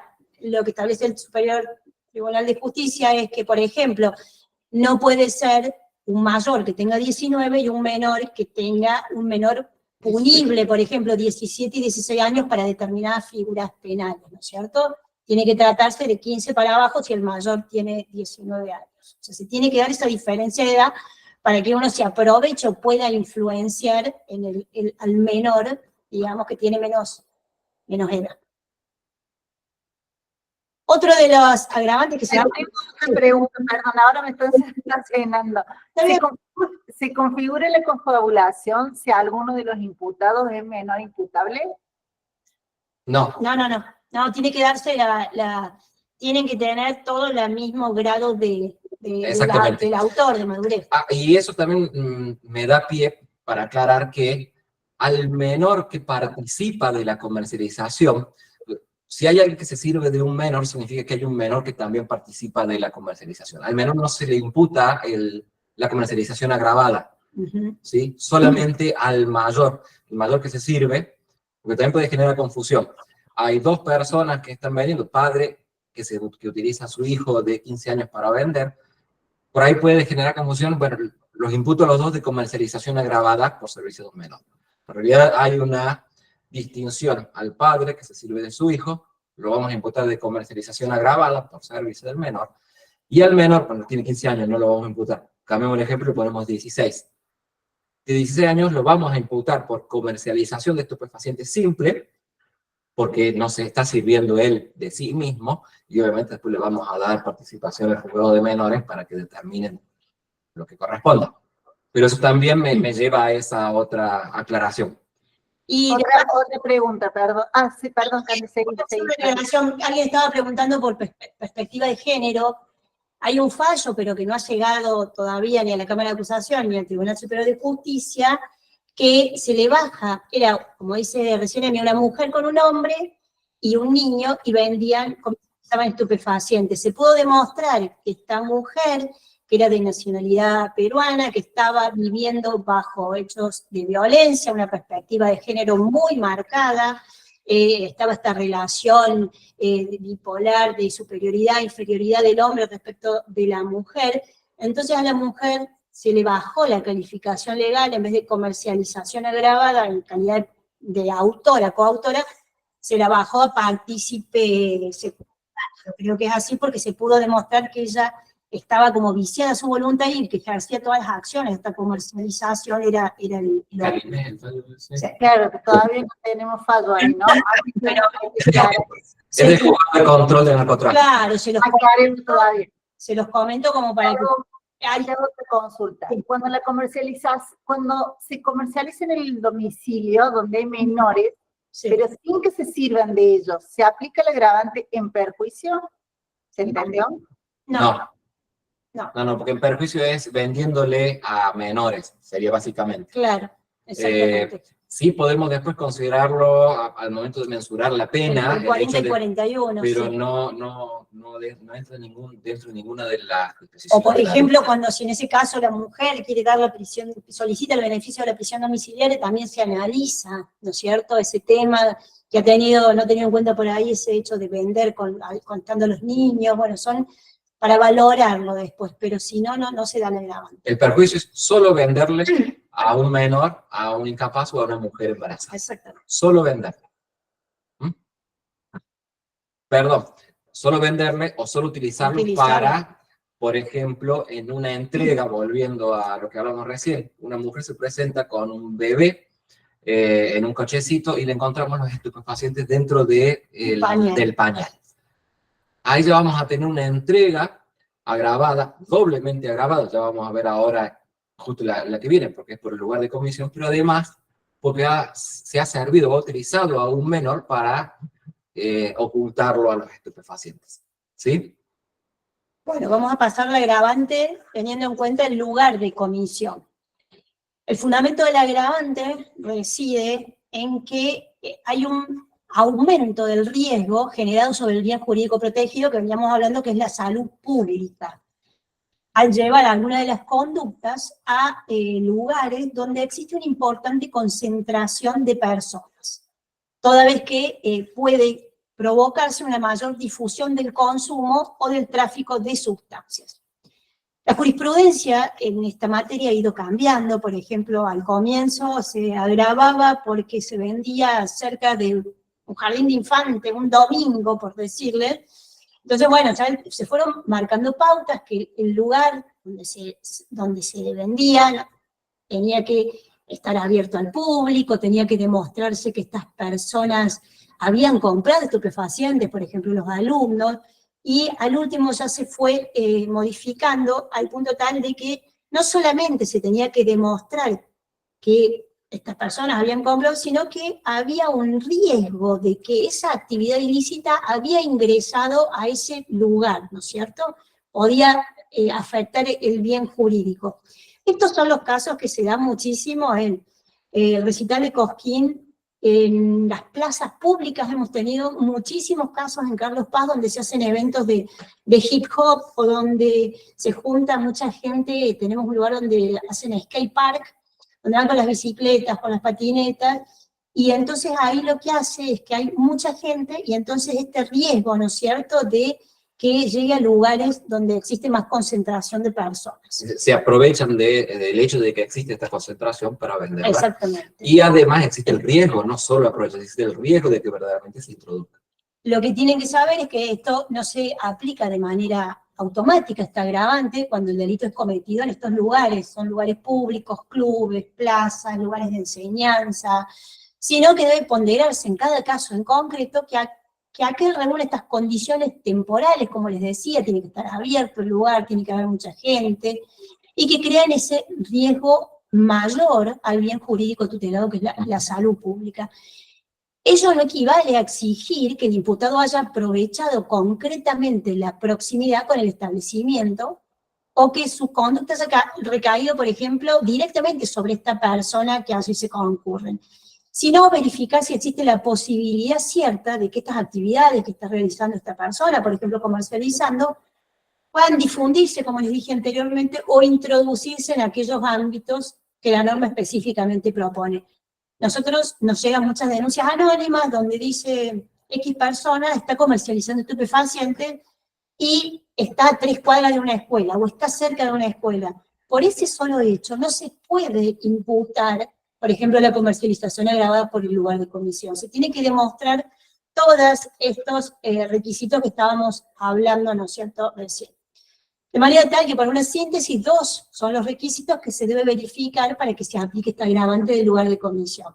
La inmediatez geográfica de este sujeto, pero además, como dijimos antes, la posibilidad de que esta actividad ilícita pueda difundirse dentro de estos lugares establecidos por la ley o incluso introducirse. Tuvimos el caso de que unos chicos vendían dentro, en el patio de la escuela, estupefacientes, cigarrillos de marihuana. Ahí está muy claro establecida la agravante. Exige obviamente el dolo directo de que el autor conoce que está llevando a cabo ese delito en este lugar que está establecido por la ley y que tiene mucha afluencia de personas, y este propósito de facilitar la finalidad delictiva en dicho lugar. El fallo de Eusebio del 2022 establece que basta para su aplicación que el accionar del sujeto en cuestión traiga aparejado esto que veníamos hablando, ¿no es cierto?, que es el incremento del riesgo por la cantidad de personas. ¿Estamos? Ahí en Eusebio Sí. se daba la particularidad de que, a diferencia de los otros, no había un lugar cierto cercano. Este fallo se dio en el contexto del Coquín Rock. El imputado vendía estupefacientes en cualquiera de las calles de Santa María de Punilla. pero se comprobó que solamente vendía aprovechándose de la gran concentración de personas que se llegaban hasta esta localidad por el hecho del Cosquín Rock. Entonces, no es que estaba cerca de un lugar en concreto, de lo que establecía la ley, pero sino que se aprovechaba de que ahí cerca, en realidad estaba a varias cuadras del lugar donde se llevaba adelante el festival, pero se aprovechaba de la gran concentración de personas para vender estupefacientes, y esta gran concentración y esta venta de él generaban el riesgo cierto de la introducción de los estupefacientes en el ámbito protegido. ¿Sí? Porque lo que dice el artículo, que creo que no lo dije, es en inmediaciones del lugar también queda abarcada la agravante. Y todos los que vamos al Cosquín Rock sabemos que en muchos kilómetros alrededor se genera todo acciones y se ponen, por ejemplo, carpas, comerciantes, restaurantes, todo como motivo de esa fiesta que se hace, que dura varios días. Por así decirlo, Eusebio nos viene a decir que Santa María de Punilla, completo, se viene a configurar cualquiera de los lugares protegidos por la ley en esta agravante. Completo Santa María de Punilla. Y otra aclaración, que el artículo también dice lugares destinados al encarcelamiento de presos. Sí. En realidad, lo que hay que tener en cuenta es que la norma dice que son los lugares destinados, no aquellos en donde, por alguna razón, se encuentran detenidos, los lugares destinados a la detención de las personas. Exactamente. Es decir, tiene que ser el lugar destinado para la detención. ¿Por qué lo pregunto? Porque se ha habido casos en donde, por ejemplo, se le encontraba sustancias a alguien que iba a visitar a alguien en una comisaría, o que se le encontraban sustancias a un interno dentro de la alcaldía de tribunales, que ha sucedido. Esos no son lugares destinados a la detención de la persona, entonces no entran dentro del agravante, ¿sí? Lugares destinados son la alcaldía que puede tener en Carlos Paz, que está específicamente destinada a alojarlos hasta que se determine el traslado o no. El LP9, Bower, cárcel de mujeres y cualquier establecimiento que tienen esa finalidad específica de la detención de las personas. Eso es importante porque puede suceder que nos pregunten o se nos presente el caso de qué hacer con alguien que le encontramos a estos pacientes dentro de la alcaldía de tribunales, como ha sucedido. ¿Sí? Y bueno, y para cerrarlo del lugar de comisión, eso que queda claro que esta persona, aprovechándose de estos festivales o estos eventos que hay, aprovecha esa ocasión, esas fechas específicas para ir a ese lugar y vender. Nosotros ahora tenemos la fiesta de la primavera en Carlos Paz, donde llevamos la fiscalía al predio donde se hace el evento, y vemos esto, gente de Córdoba que viene a vender específicamente por eso, porque es la fiesta de la primavera y porque va mucha gente, que si no, lo habitual es que no viene a Carlos Paz a vender estupefacientes. Eso es lo que hay que lograr de demostrar. Bueno. Dice que no me quedó claro lo de la alcaldía. Lo que tiene que ser un lugar destinado a los presos. Por ejemplo, se va a grabar si es en una alcaldía, pero si es en un lugar, no sé, transitorio. Yo dije alcaldía de tribunales porque se lo denomina así, pero tribunales no tienen lugar para el alojamiento de detenidos, tienen un lugar para tenerlos momentáneamente hasta que realicen el trámite por el cual se los hizo venir hasta aquí. O sea, no es un lugar destinado al alojamiento. Yo le puse alcaldía porque así se le llama. Pero si se le encuentra estupefacientes a alguien dentro de tribunales y en el lugar en donde están los presos esperando a ser llevados a alguna de las fiscalías, sí, para indagatoria, por ejemplo, no entra dentro del agravante. Sí, esa era la diferencia.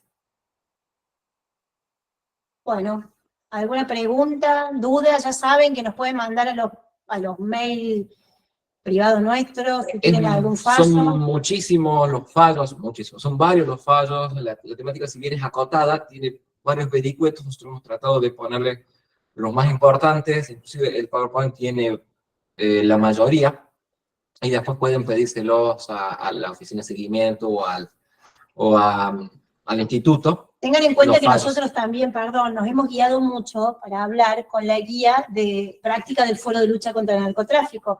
Ahí con el EMI estuvimos trabajando 2 años y está hecho como una síntesis de las figuras penales y cómo se hacen las investigaciones en materia de narcotráfico, que eso lo vamos a ver el viernes.